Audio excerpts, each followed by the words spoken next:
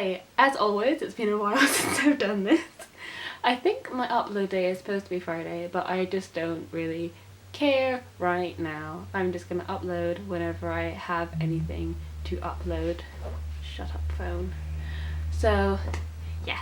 I'm gonna be talking about what I read in January, so kind of like a little wrap-up type thing. That's the name for it. Yep, it's been too long since I've done this, and let's just start talking about some books. So the first thing I read in January was this beautiful copy of Volume 1 of Fables. It's beautiful.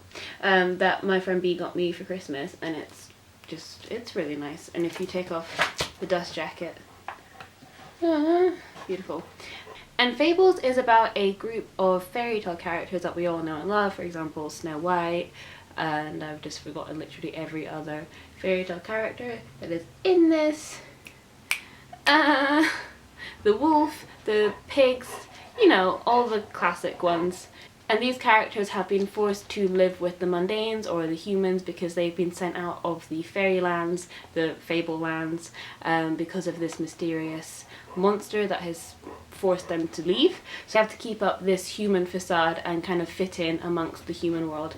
And I really enjoyed it. I think it's also for fans of kind of Once Upon a Time, if you like that style of updated fairy tale. But also I think if you like things like Animal Farm, because this gets slightly political, because there are some fairy tale characters such as the pigs or other animals who can't fit into modern human society, so they're kind of extradited to other parts, and they feel kind of that they've been given a raw end of the bargain, and they have this uprising, and it all gets very dramatic. And the dialogue is great, and the art is amazing, and it's just a really fast-paced and engaging graphic novel, and I really can't wait to start the next volume. So I would really recommend this to anyone who might like it. If you like Once Upon a Time, if you like Animal Farm, if you like fairy tales, if you like politics and kind of detective stories, maybe a little bit, this might be for you.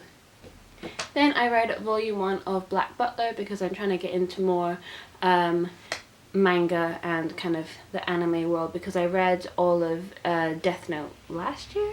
Was it last year? Last year? Yeah. I read all of Death Note, which I absolutely loved, and that movie's coming out.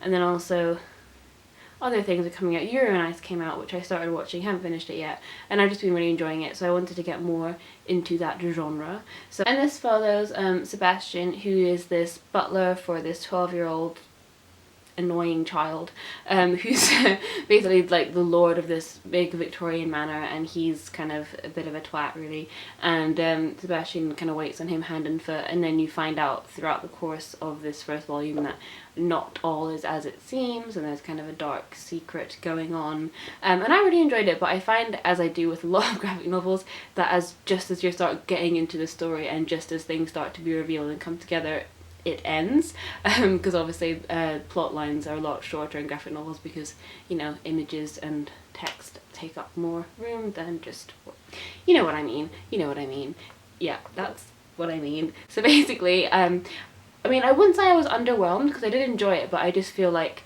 I don't really know the characters yet, and I have to kind of read a few more before I can get fully invested in the story. But I definitely am willing to try the next few volumes to see where this goes, and if I get a bit more of a backstory into these characters. So I will let you know what I think in more detail once I've read more. Then I finished up the Grease trilogy by reading Siege and Storm and Ruin and Rising. Did I do that in the right order? Yes.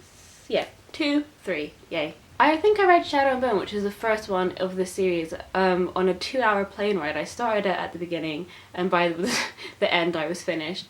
And I think, I mean, I can't even describe why it's so addictive. I think it's Leigh Bardugo's writing. She just has this really kind of compelling way of writing and world building. She really draws you in, and it's very kind of engaging, and it's very, it's like a hug, but it's not kind of pleasant. It's like drawing you in, and there's more things that you want to find out, and it's just gradually getting bigger and bigger.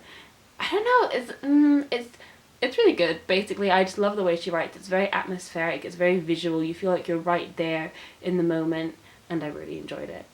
And she has this character called the Darkling, who I find immensely interesting, who's kind of the antagonist, you would say, or the villain of the series. What I also really liked is that the protagonist, or the hero, or saint as she's referred to in the series, isn't completely one-dimensional. It's not like this is good, this is bad. She really gets into the head of the Darkling. Actually, physically, the main character Alina kind of has this mental link with the Darkling, and you can really see his intentions and that he's not all bad, and that she also feels this weird pull towards the dark. It's very kind of like blurred lines in a way. Oh god, triggered by that song. Anyway, it's very much exploring kind of the light and the dark and the differences and how they cross over. It's not so much this is good, this is bad, end of story. It's very kind of, that's what I think is reflected in her writing, that kind of uncertainty, the kind of alluring and pulling nature of magic, and I really think that's captured in the writing style, and it's so immersive and atmospheric, and I love it, and it's so good. And I'm excited. Also, I really want to read Six of Crows, which is the duology that's set in the same world, and because I love the world building and the atmospheric writing so much, I feel like I will also love that, because one thing I did find with the series is that I wasn't so enamored with the characters. I mean, I loved the Darkling, I really thought he was interesting, but the main characters of Alina and Mal were just kind of, for me, kind of basic, kind of stock YA characters. I didn't really feel any particular affinity for them, but I've heard that Six of Crows has the same amazing world, it's set in the same place, but the characters are a lot more vibrant, so I'm really excited to get to that and see what else happens. And also I'm excited because I like her writing style and I like the world, and it's exciting. Cool. I think a really fun drinking game would be to binge watch my videos and just take 3 shots every time I mention Saga. Because here it comes again, I picked up Saga Volume 6, and I swear this is like the 5th consecutive video where I've mentioned Saga, or I don't know. I mention it a lot because I love it a lot, and it's really, really good. And I swear if I have to give the synopsis again, I'll be like, oh my god, I can say it in my sleep. Big space opera, but also just simple family drama, and it's got humour and violence and touching moments and amazing art and witty dialogue, and it's just incredible. And I'll probably be talking about this till I'm 83, I don't know, probably, won't put it past me. It is so good, and I really encourage anyone who hasn't picked this up yet to just do it, please. It's right here. Have it. Not this one, this is Volume 6, get Volume 1, and just get on the bandwagon with me. Come to me, join me. So yeah, that's all I read in January, which is what, five books? Well, 3 graphic novels and 2 books, which is not that much. I should probably try and read a little bit more, but January was quite hard, you know, getting back into work, and just personally it's been like, you know, Donald Trump was inaugurated and I was really sad about that, and I haven't really had much time to read and take pleasure in things, but I'm trying. So yeah, I'm currently reading A Court of Thorns and Roses by Sarah J Maas, which I'm really enjoying, and I love the Throne of Glass series, so I'm enjoying her writing style, and I'm really enjoying the retelling of Beauty and the Beast because that's what it is. And I'm really enjoying that aspect of it too. So hopefully February will be a better reading month and I have more things to talk to you about next time. So thanks for watching, and I'll see you soon. Bye!